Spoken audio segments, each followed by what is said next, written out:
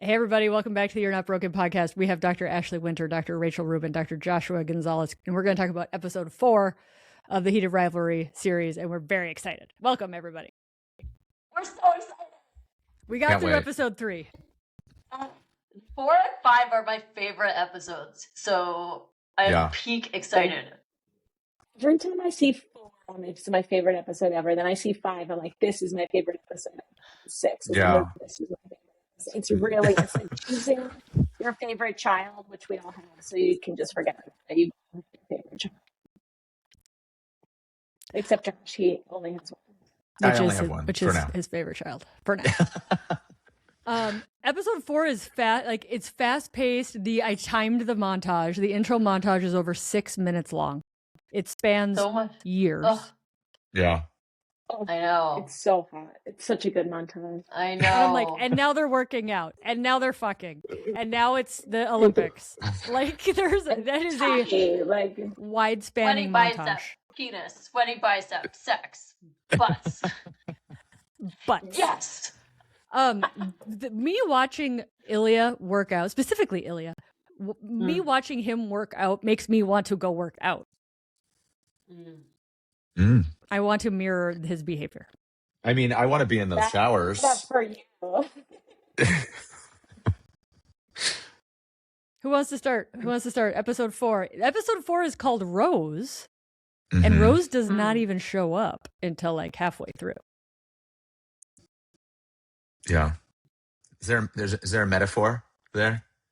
So much happens. So much happens. They move the plot so far in episode 4. Like episode 4 is like 100 years. It feels like I cannot believe how much happens in episode 4. Like they go through the whole they like get mad at each other. Then you've got Rose. Then you've got the club scene. Like it's just like amazing. And then like the montage. And there's so much that happens. Too much Hayden. Like there's so much that happens in episode 4. Too much Hayden. There's always Hayden too much continues to reproduce and populate the world with many Haydens. Oh. Yeah, it's just the full leveling up, right? I mean, the first 2 episodes, they're just kind of exploring each other's bodies, and and it's just the leveling up. It's the moment in Ilya's house after the tuna melts, where there's the freak out, there's the realization that something's different, then there's the Rose and the jealousy and the realization that he has feelings because of his jealousy, and it just moves epically. Well, they also fuck around. They also refer to each other by their first names for the first time. Very big deal. Yeah. Status post tuna melts. Yes. Yeah. Which is like the least sexy thing that you could eat before sex. Is that? I wonder if that's in the book, because why would they choose the tuna melt? Like what? Yeah. Or like is that just the only thing Ilya knows how to make? Right? Like, I would assume that's definitely from the book, but I don't know. I hate it. Tuna Probably sandwiches fulfills so much. It's probably good macros. And he had I with my notes for this episode, I wrote very few things down because I'm lazy, but I wrote ginger ale. Like it's the whole episode's about ginger ale when you think about it, right? Like Ilya has ginger ale at his house. Shane's with his parents and they don't have ginger ale at the restaurant. He has to be someone else and get sparkling water. Then he goes to the bar and they have ginger ale, but he chooses to get the beer because he doesn't want to be himself, but he can be himself with Ilya. And that's what scares him, and then he runs away. It's all about ginger ale. Mic drop. That's brilliant. I did not put it together. He loves ginger ale. Like it's a whole thing. If you watch the whole series, he's always ordering ginger ale, and Ilya knows for sure. Ilya knows these little details about him. And like later at the All-Star game or wherever they are, like he talks about ginger ale again. So ginger ale is this like thread throughout, like the naked butts. It's like the thread that keeps going through. I think it's this episode 4 is the maturing of these men. They were literally old teenagers in 1 and 2, enjoy like fame for the first time, gay sex at this level for the first time, and in 4 they mature, and especially like in the montage you see it, like Rozanoff is being Rozanoff. He's partying. You can see his dad's health is declining, right? So he's going through his maturity, whereas you see Shane he's doing all of his brand deals. He's reading. They contrast Ilya and his dad immediately with Shane and his dad. So they put both of those right next to each other in the montage of like, this is how these families are interacting and this one's falling apart. And I just think there's this, and to go from ginger ale to beer or to alcohol, there's a maturing here that you don't see in previous episodes. Yeah. I think it's fascinating that I mean, first off, that club scene is, I just think, the most exquisite few minutes of television I've ever seen. So good. Just it's the emotions, the cinematography, the timing, the two versions of that same song, like the faster and then the slower. It's just completely exquisite.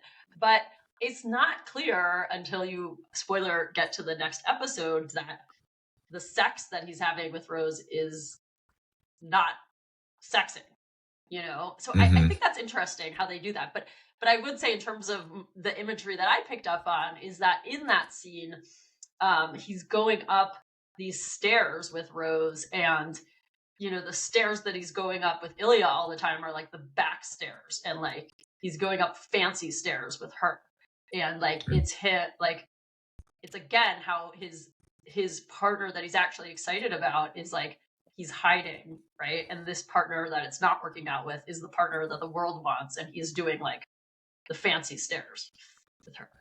Dude, that's so good. I did not pick up on the stairs. Yeah, they're always on the right. It's like, that's a thing. Yeah. The stairs are a thing. Wait, you guys, there's no stairs in the cottage. Ooh. That's where they can finally be themselves. No stairs. There's no stairs. No stairs and all the ginger ale that they want. Yeah. Endless ginger ale. Okay. Yeah, endless ginger ale and no stairs. Yeah. That's What do we think? good. What do we think about frotting? What is frotting? Remember? Do you guys know? Oh, I got a lot to teach you guys. Okay, frotting is when he's straddling Ilya, and it's when two guys. I suppose the female on female version would be scissoring, but it's essentially where you just are rubbing your dicks together. There's no penetration. It's like another layer of mutual masturbation, but you're sort of getting off with the friction of the two penises rubbing up, and so that's kind of what they're doing. That's what's implied. Is in this that scene. status post tuna melt? Yes. Okay, this is I right. thought he was. I thought he was that jerking him off. He is, but he's jerking himself. Yeah, so he's jerking himself off together. So you grip both penises and rub like this. Also, I think the spit was improvised. I saw it on an interview. Yeah. And they were like, okay, let's keep rolling. Jacob's like, I like it. Let's go. I mean, you would have thought if he had the ginger ale, he would have had some lube, like all over the place. They don't talk about lube. There is not enough lube discussion in the show. Not enough lube discussion. Like, especially with there is a 9-inch penis discussion. Yes. And you definitely need a lot of lube with a 9-inch penis. Spit is never the best option in this situation. No. Let's do some math for the humans listening, because I think that the Heated Rivalry episodes do their best work when we bring in urology and sex ed. So the average erect penis is around 5 inches. Did we talk about this before? But we're going to anal, and so then the average non-erect vagina is 4 inches. So the vagina needs to be aroused in order to accommodate the penis. But what's the diameter of the anus? It's got to be not a lot. Like we need lube. Yeah. Yeah. And it's also not self-lubricating. Like there is natural lubrication that can happen with vaginal sex, right? That doesn't really happen. I mean, you have some mucusy kind of production down there, but it's not real lubrication. So yeah, the spit, especially for anal sex, is not going to be ideal. Is there a discussion of water-based? Go ahead, Ashley. Oh no, I just, with the thing you were talking about, and I feel like two penises would be hard to fit in one hand. Yeah, it's usually it's not all the way around. It's sort of like a cupping of. Is it a double hand situation or like it can be a double hand, yeah. Or one partner and one partner could be sort of, they could be like holding hands around the penises. And what's the word together. for this again? Frotting. Like to fraud somebody? F-R-A-U-D? No, frotting. F-R-O-T-T-I-N-G. Oh, what's the origin of that word, please? I don't know. I just know that it's called that. I don't ask me how I know it's called frotting. Ruben does all of our Google searches on these episodes. I'm on it. We'll see. We'll see if she can report back to this. Yeah. Fascinating. Wait, Rachel, you said something about. Yeah, I had interrupted you. Sorry. About lube. Okay, well, excuse me, please. Our AI overview: frotting or fraught originates from the French verb frotter, meaning to rub, and refers to sexual practice involving direct penis-to-penis or genital-to-body contact. While rooted in the 12th century Old French frotter and Middle English frottin, the term was popularized in modern gay culture to describe a specific form of non-penetrative, often face-to-face intimacy. That's beautiful, AI. My question for Josh about lubricant in anal sex: is there discussions around water-based, silicone, oil-based? I think it's still like generally similar personal preference, but I think most people that I know prefer silicone because it doesn't dry out as quickly, right? So you don't have to reapply as much, and it's just slipperier, so there's less friction that's going to happen, and you don't have to work. Compatible. Yes, exactly. Yeah. Although, like, not a lot of people are using condoms these days, but yes, technically, it is condom compatible. That's what you were telling me. Mm-hmm. Oh, by the way, frotting also, I remember this from my days living in New York City. Frotting technically could involve like a stranger rubbing his genitals on you, like in the subway. That's also frotting. Frotterism. Mm. Yeah. Oh, yes. I know that word. Yes. Yeah. Yeah, you just got to go back to those New York City days. Yeah. Yeah. Well, no, I don't remember people frotting me on the subway. I just know of the word for some reason. Like maybe that was something. Fun fact, frottage is a technique used in art created by rubbing pencils or crayons over a textured surface. Oh, we all have done that. Like where you, like those. Yeah. We've all done that. Yeah. I've frotted. I've frotted in art project. before. You frotted and you didn't even know it. Wait, so if a heterosexual couple is rubbing against each other, is that also considered frotting? I would assume so. Yeah, I think it's just genitals, non-penetrative sex rubbing genitals together. I think it was just popularized by gay men. I feel like there's such bias here because the word scissoring, I just have always known that word. Not always. Yeah. But like, that's so known in culture. And this I don't think is well known. Yeah. Except for the illegal part on the subway that you're not allowed to do. Right. Yeah. There's a negative connotation. A urologist who got arrested for having like a camera of people's skirts. Yes. In New York City. where I trained. Yes. Wait, that was another Cornell guy? No, mine was Sinai. Oh, Sinai. That's all on the Upper East Side guy. All on the Upper East Side. Oh my gosh, Josh, I'm seeing your old college or your roommate, your co-resident in a few weeks at Yale. Michael? Yes, Wait, Michael Leeman. Nice. I'm going. What are you teaching at Yale, Dr. Rubin? I'm doing a visiting professorship. Well, really, I'm going for my husband's college reunion, but I made it into a visiting professorship. Nice. Professorship. Yeah, tell him I said hi. I haven't talked to him in a while. I will. All right, keep going. I interviewed for residency at Yale, and I was like, this seems boring. I'll tell them you said. Yeah, I was like, rank number below 8. Sorry, Connecticut. Oh, man. All right, can we go back to episode 4 and the boring parts? Yes. You jumped all the way to the last scene. We need to talk about the Sea World. Like, we just need Rachel to tell us all about vasectomies and the Sea World scene. So I find that scene, is just too long, uninteresting, but also I loved it. It's a good scene in the aquarium where you actually see some lovely banter between Hayden and Shane. Like, they actually are good friends. And I think you see it's a lot more, he understands, sort of his relationship with Jackie, and he has some snark to him, right? Like when he says, like, are you trying to impregnate me? Like, I think I have a couple good years of hockey left in me, right? I think there's like some good banter that you see Shane able to like be a version of himself, not his true self, but a version of himself.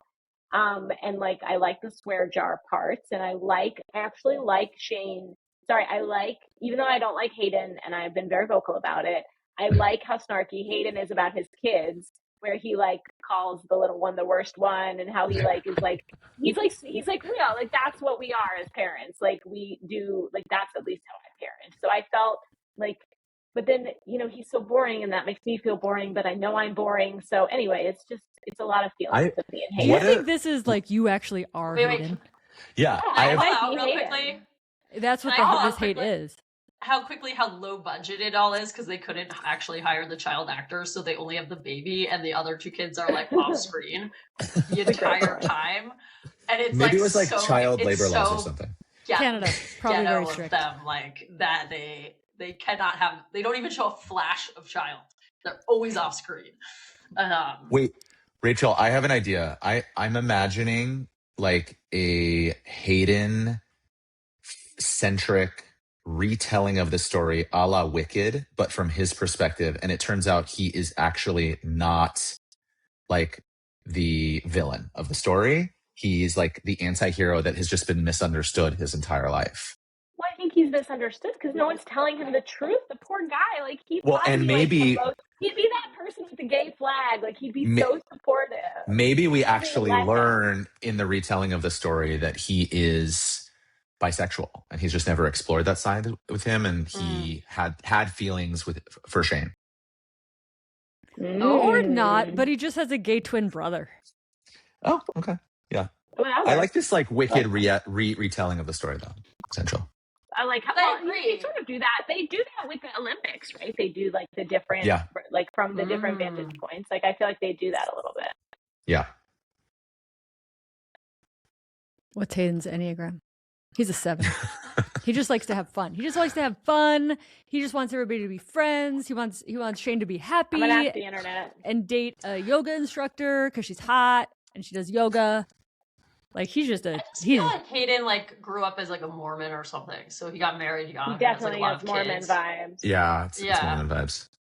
Yeah, like I just think really everything's like easy for him, and he's kind of like he doesn't have it. It's not too hard. Like it's not. He's a 7. It's not too hard. This is saying Shane. This is now disagreeing with itself, but it's saying Hayden might be a type 6, which I don't buy, and then it says sometimes a type 2, which I don't buy, and then it's saying that Shane is a type 9. Anyway, sorry. Go back to you guys. I don't know. He wouldn't have done the tuna melt freak out if he was a 9. Like he was so. No, I'm sorry, Hayden. Hayden's a 9. Oh no. Sorry, Shane's a 9. We don't know. Hayden's not a 9. Peacemaker. No. Hayden, they're saying is a 6 or a 2, which I don't buy. Again, I'm like a 6 and a 2. I'm Hayden.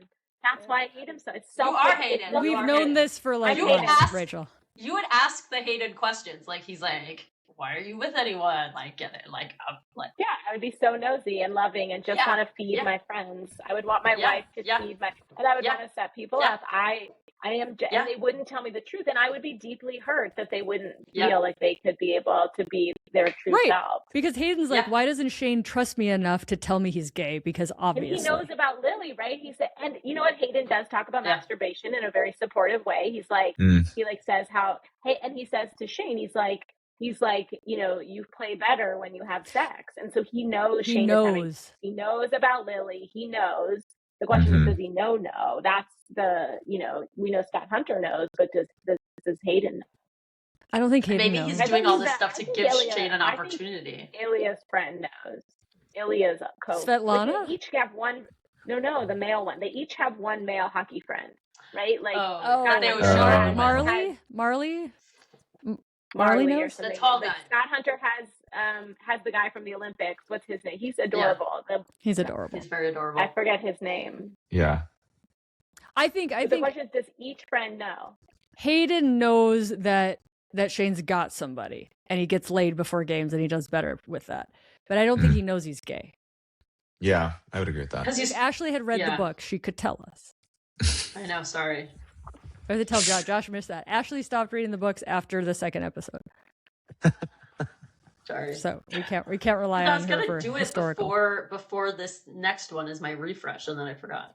Oh, okay. So Rachel, what else do you want to say about vasectomies and the fact that Heated Rivalry brought up vasectomies? Well, they brought up vasectomies in that Hayden has many children and his wife got pregnant again, which means Hayden is having sex with his wife. Do you have a dog, Josh? Yeah. Sorry. You do? I didn't know you Yeah. had a dog. Anyway, they talked about vasectomies, and I think we should talk about vasectomies. I like it whenever there's like a physician Facebook group and people are like, "What's the best birth control for perimenopause?" I'm always like, "Vasectomy," and then it's like people act as if like, "Oh, right." Like people like completely forget about the vasectomy, and I just love the like. No woman has ever, except for one biblical reference, got pregnant by herself. It's a pretty major biblical reference, but yeah. Josh, And then everybody has to be like, where in the Bible? The main story. The main story. Yeah. Josh, The lead. in your office? I do. Yeah. nice. Do you want to tell people what they're like? Yeah. I actually do them usually. I used to do them in the office. I do them mostly. I don't do a ton of them, but mostly at the surgery center now with a little sedation. So generally they can be done when someone is awake. They're not the most comfortable thing. We use local anesthesia. But there's a lot of tugging and pulling, and a lot of guys find that uncomfortable. So a few years ago, I started just doing it with a little sedation. People are a lot more comfortable, but it's a pretty straightforward procedure. We just make 2 or 1 tiny incision, take out the vas through the skin, cut it, tie it off, put it back. You got to do that on both sides because you have 2 vas deferens. So you got to make sure you cut both paths for the sperm to make it into the ejaculate. And then after, 20 to 30 ejaculations or, roughly 12 weeks later, no more sperm in your ejaculate. But the ejaculate volume does not change. That's right. Well, it may drop like a tiny amount by like 5%. Would a urologist even know? No, negligible. And a lot of people ask, like, will it affect my erections? No. Will it affect my orgasm? No. All that still feels the same. Like you said, the volume is pretty much the same. All it does is take the sperm out of the ejaculate. Does it affect your testosterone? No. Does it increase your risk for prostate cancer? No. Thank you. Yeah. I don't know why we're even I will say, as a people are still even surgeon, arguing about these. I would say as a surgeon, vasectomies were a very humbling experience in that Mhm. when it went well, it was like the easiest, quickest, most like routine thing. But when they do not go well, it is like sweating bullets because the person is awake and like they have these like fat scrotums and like you're like, I think this is the vas deferens, and you're trying to make conversation and keep your cool while you're like, oh my gosh, I cannot figure out where your vas deferens. Like it can get. So as a fellow, they would pay for our fellowship by giving us like 10 vasectomies a day at Kaiser. And it would be like 7 of them would go very well. And then 3 of them, you're like, I need help with this. Yeah. No, I agree. That's another reason that I started doing it with sedation. Like as soon as I realized, like when I would offer that to patients, they would be like, yeah, I don't want to like be awake and watch you like cutting into my balls. And like, I know that we do it because it's like safer to do it with local anesthesia technically, but like the recovery is better because they have an IV for the procedure when I do them now. Like I give them a dose of Toradol, so they're not like catching up to pain. So their like recovery is just so much better. And everything is more relaxed. Like what I tell the guys when I counsel them, I still give them the option, but 99% of them do it with sedation. I tell them, I'm like, even if you have a high pain tolerance, you're going to be nervous and anxious when I'm doing this procedure. And guess what happens to your balls when you get nervous or anxious? They retract into your body, and it's going to make my job harder to do. So anyways. I love that. Does insurance cover sedation for vasectomies? Yeah, usually. But insurance doesn't cover sedation for IUDs. For IUDs? I bet you it does. I bet you insurance does cover sedation for IUDs, but the surgeon probably doesn't make enough RVUs to make it worth their time. That's what my guess is. Sure, yeah. I would agree with economics of that. We can redefine that coverage. Just because insurance covers breast reconstruction after breast cancer doesn't mean anybody can actually afford to take what it covers because it's peanuts. Yeah, good point. Coverage doesn't mean business sustainable. Yeah. Anything else you want to add to the vasectomy conversation, Dr. Ashley Winter? No, I mean, no, they're great. Big fan. Huge fan. I have not done my own. Done many of them. I did have a guy once who wanted to watch it, and he sat there and propped himself up on his elbows and like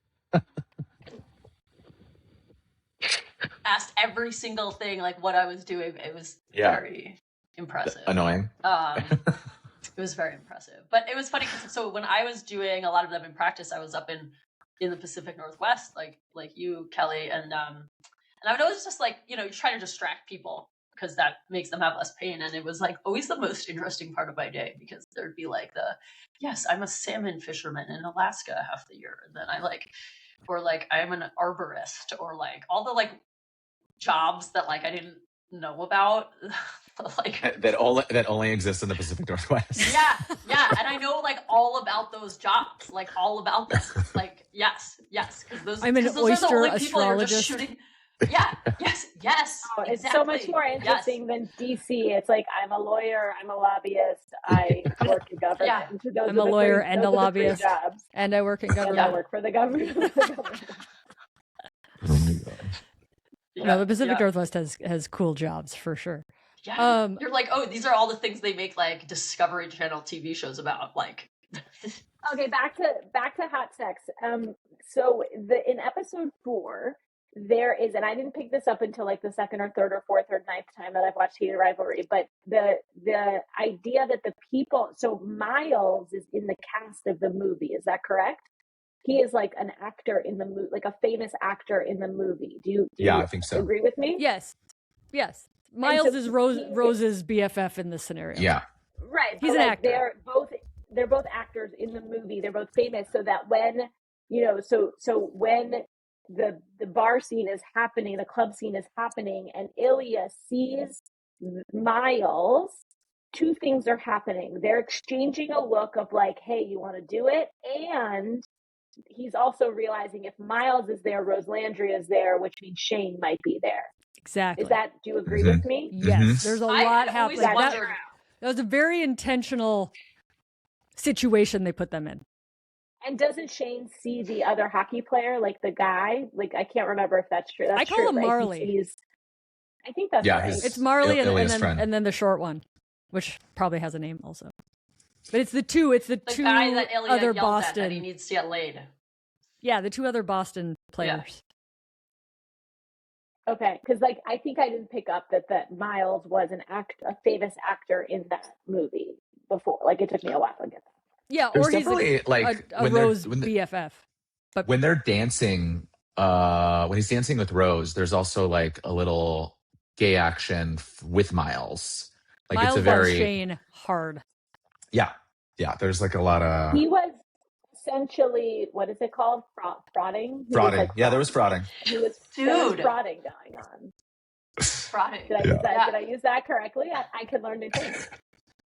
I love it. You sound so like does Shane visiting even professorial. Notice? Like I feel like that's where you're wondering if he's just so awkward or is it just 2026? What year is it when they're doing that? And he's like so okay with like Miles. 2016 is when Jackie's pregnant again. October 2016 is the SeaWorld situation. So it's that season that I think this is happening. Yeah, it's unclear if he's sort of, you know, the whole scene is very. I mean, in 2016, people can be gay in public, just not Shane and hockey and. Yeah. Is that what you're saying, Rachel? Or are you saying something else? Yeah, no, I'm just, he doesn't seem that aware of the frauding that is happening behind him, but he also doesn't really care. He's not aware of anything that doesn't interest him. Yes. It's a hyper focus. He's hyper focused. Yeah. He's hyper focused, and I think he's just totally. And he's not gay in the like I want to be with all people. He's very much like Ilya's my dude. Yeah, and Rose a little bit. The other thing that I noticed with Rose is Rose goes very deep, very fast. The first evening they meet, she's asking him about being 8 years old. She must be an 8. Is she an Enneagram 8? Sorry, go ahead. I don't know. I don't know. She's very ambitious. She knows what she wants. She's very protective of Shane. Ooh, they say she's a 2. I'm a 2, and I'm not as attractive as Rose Landry, but she's like loves that. She wants him to be happy. Like, she's so sweet. 8s go to 2 when they're fully developed. Like, they have very 2. Obviously, look at me. I don't know that you're fully developed. Today is Josh's first day of the Enneagram. All my friends. Yeah, I don't so like you guys. catch I only up know a little one because that's what I am. I don't know any of the other ones. bit. It's okay. I don't Very one of you. Okay, anyway. So yes, she goes very, I agree with you. She goes very, and that's what I love. It's connected. She finds connection, and she is just like because he can't do it on his own, and she has to lead him there. Like, she goes on and he accepts it, and it's very sweet. Yeah. I And mean, they're that's both his very high profile. That's his right, like- spectrum disorder peeking through. Like, he's not capable of going deep like that. No, somebody has to pull it out of him. Mm-hmm. But there's depth there. He's like, yeah, I like to play hockey. I'm making him sound superficial. But he's like, it wasn't crazy yet. Like, he's acknowledging like the craziness of his life, and like that can cause some intense feelings. Mm-hmm. How do you feel about Rose Landry, Joshua? I love her. Love her. I mean, she's like beautiful. She clearly cares about him. We're not talking about it today, but when he comes out to her, it's like the exact response every gay man would hope to get when they come out to a girl who they couldn't emotionally fulfill. Because I think a lot of gay men have been in those situations, and it doesn't often go that way, the way that conversation went. So I just think like her characters, we talked about this last time. I think all of the female like best friend characters are just so well written in a show that didn't really have to do that. Like, they could have been sort of second fiddle kind of characters that were sort of throwaway, but they're like each kind of very complex themselves, and fully thought out, fully realized characters. I love her character. Has anyone spent time really going through the various tweets and Instagram comments of the pictures of them? Like, you know how it like quickly goes in the scenes of like, I haven't really spent time looking at those comments. Have you, either of you, any of you? I remember one being like, oh my God, this photo is like 100 years long or something like that. Like, people are like obsessed about these two. Like, these are two people are very, very big. And again, it's the meeting of the two worlds. It's like this is the equivalent of when Taylor Swift started dating frickin' the football dude. Travis Kelce. Yeah. It's like these two worlds collide. Yeah. Yeah. And also, I mean, I don't know about Rose, but with Shane, obviously he's somebody that like has been in the public eye for a long time, but nobody clearly knows anything about his personal life. So I think for a really famous person, that's also probably really explosive to be like, oh, we haven't seen who you've dated in a long time. Yeah. I think even the bartender being like, Shane Hollander, it's an honor. Right. And like, and comping his beer for him of like, it's just kind of showing how big this guy is. Mm-hmm. Plus they're in Montreal, right? Which is their home team. So like, he's very big, and we start seeing and he never goes out. Like, he never goes out, but he can get Rose Landry, right? Like the biggest movie star.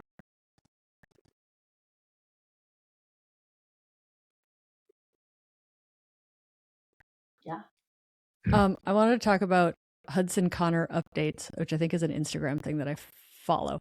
And they said that Heated Rivalry has been chosen by British Vogue as one of the 29, very specific, best TV shows of the century so far. At a time when TV was feeling a little tiresome and safe, gay hockey romance Heated Rivalry shot out of left field like a puck across the ice. The magazine praised the show for being beautifully written, meticulously paced, and for its slow burn storytelling that entices the viewer slowly, much like a situationship that turns into true love. Agree. I just love it so much. Well, I think, when Rachel, for anybody who's been listening to these episodes and has made it this far, who hasn't seen Heated Rivalry, and you just love our banter. I feel like this is going to be my sister and nobody else. Like this, there's going to be like 2 people who listen to this. all the way through the fourth. Like they're gonna. Thank you for not appreciating how big my podcast is, Dr. Rubin. Huge, but usually there's like someone you're interviewing and talking to. This is like literally us, like sitting on a couch at the cottage talking about a TV show. I know. Well, I'm like, what percentage of podcasts are like that? Like, yeah, that's true. So many of them, like people just shooting the shit. Anyway, it's most top podcasts. People being like, So people are either going to hate these 6 or love these 6. And I just love that, like, I've kept my podcast independent this long that, like, nobody's the boss of me. And I just get to decide. I get to hang out. And I have cool friends that want to hang out with me. Thanks at for the cottage. Cool. At the cottage. But my point is, Rachel says you've got to get through the first 3 episodes. Mm-hmm. Mm-hmm. And then the mania starts happening, and I think like the energy of 4 in contrast to the energy of 3, like it is. If you watch those 2 back to back, it is a different show. Yeah, I think 3 got me fully in. Like I was like, oh, this is like a really good show. Like I was like crying in that episode, and then 4, I was like, oh fuck, I'm like. This is the next level. I think you're right. I think like the juxtaposition between the sort of like softness of 3 and then it's just like even like the soundtrack is like more intense. It's like, yeah. So many good shows are like that. Might be the best soundtrack of all time. I mean, the soundtrack of all time. It's so good. That last scene so good. Is literally maybe the best scene of television that has ever been made in the history of television. And I even have one. Asterix Ruben actually watches television. Like, I do watch TV. Only if Bill Lawrence writes it and only if it's nice. I can't do violent television because the world is too disgusting. The one thing I don't like about that scene, which I would call a perfect scene, is Ilya's shirt. Oh, the bar. I mean, they're trying to. They did that on like purpose. Trashy Russian guy. No, that's look up the cost of that shirt. That's a Jean-Paul Gaultier shirt. Oh, really? That is it. Know that. Oh, I just like to keep you guys guessing about who the hell Kelly Casperson is. Like, I don't love this fuck. The leopard shirt. Yeah, of course. Yeah.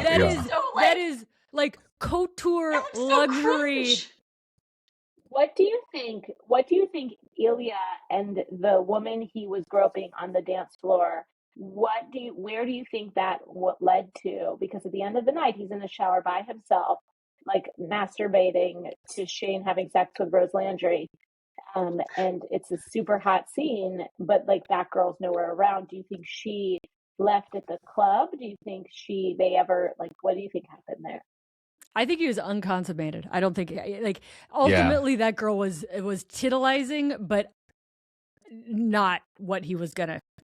He'd rather go home and just fucking masturbate because he's miserable. He wants to be miserable. Nobody's gonna satiate him like Shane is. He's got to go just pound it out in the shower.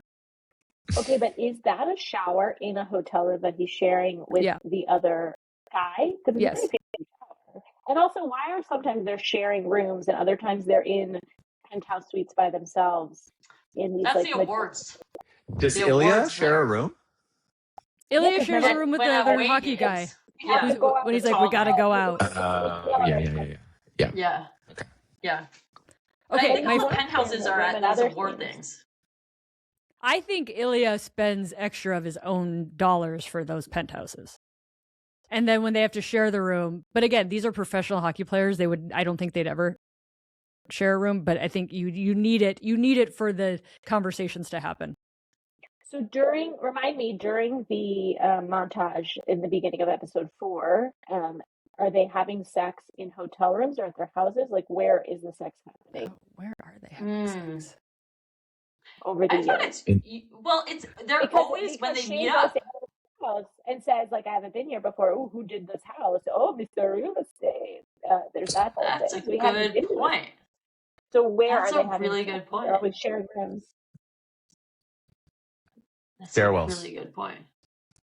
It wasn't stairwells. They're like in rooms. Maybe it's Shane.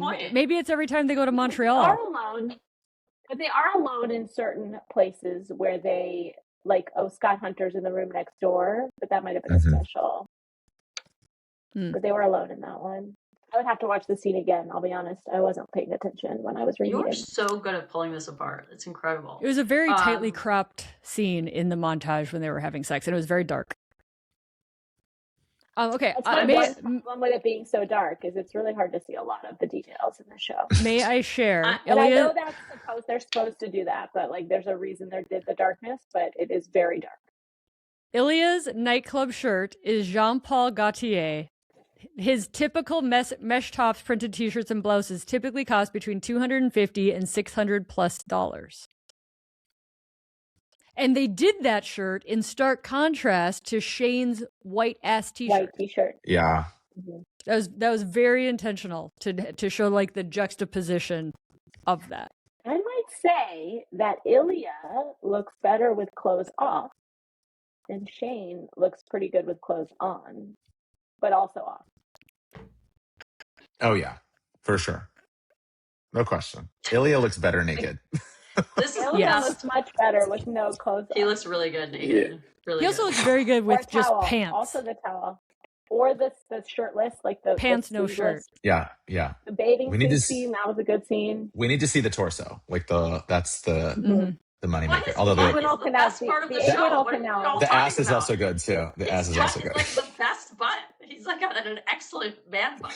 Like it's excellent. There is a great Instagram reel where he's like saying I'll tell you my squat routine, and then he doesn't do it, which is very simple. To have a testosterone of 950 and be 23. Higher. I'm just saying, it's like in real life, he smokes cigarettes, and that's not good for your penis. Yeah. Not good for your penis. We're wrapping it back to sex ed. Cigarettes are bad for sex. They may look sexy. Thank you, Hollywood. But they're bad for sex. Extraordinarily bad. I just killed everybody's erection with that public service announcement. Can I say, so my sister was just visiting me here in LA where I live, and she doesn't come out very often. So she went and did this like studio tour where you could go to like Stars Hollow from, what was that show? Like Gilmore Girls. And what I need like immediately yesterday is like the studio tour experience of going like in the nightclub setup. And I want to live there in a moment. And in everyone's apartments, I want to go. Yeah, exactly. Yes, I need to do, like, I will go to Canada to wherever they shot this. And I want to go to the house, the cottage, and I want to go all these places. And then we should. I bet you they do now have like a Heated Rivalry fan tour. I'm sure that exists. I bet. I need to. I must do this now. Well, the cottage is the cottage is now Airbnb-able. Yeah. The club scene in episode 4 was filmed at Manson, a multi-level nightclub located in Hamilton, Ontario. Huh? All right, guys, we're gonna go. We're gonna go party there. There's an address. It's up 54 King Street, Hamilton, Ontario. Urology Association, but it's not in Ontario. We're gonna pitch it to get Josh the Jean-Paul Gaultier tiger shirt. Yes. But like the way that the strobe light is on Shane when he's watching Ilya, and like it's the lights are going and it's the slow music and it's like kill me a thousand times. It is just so good. Guys, I have to hop off because my husband is going to go work out and I have to take care of our baby. We love you, and tell him that we need to know what his Enneagram is. Oh, he did it today. He's a 3? I don't know what that means. He's an achiever. He just needs to achieve things. He's an that achiever. Makes sense. You need to acknowledge his achievements. That will be a love language for him. Acknowledge his achievements. He'll love it. And you need him. He needs to acknowledge how good you are. You're just good at things. Okay. We're going to have a conversation about that later. You're so welcome. All right. That's a good place to wrap for everybody. Thank you for episode 4. And we will see you very shortly for the recording of 5 and 6, The End.